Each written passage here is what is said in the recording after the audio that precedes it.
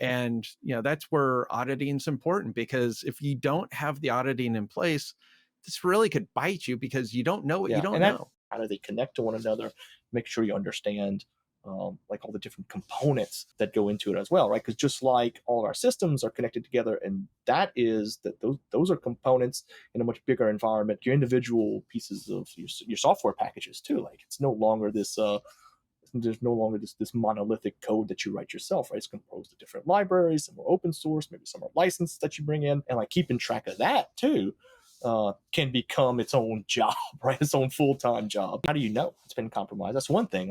Like you can't just say, "Oh, it hasn't been compromised," because if you don't have the proper audit logs, you're not reviewing those logs, and you don't know again who's supposed to be accessing this and in what parameters are they supposed to be accessing it cohesive. You can have all the data, you can have all the big data in the world, right? But like if you're not specifically tailoring that data, or not specifically looking for those certain actions, you're just collecting data for the sake of collecting data, and then that becomes a liability in of itself, right? Because now you have all this data, and what do you do with it?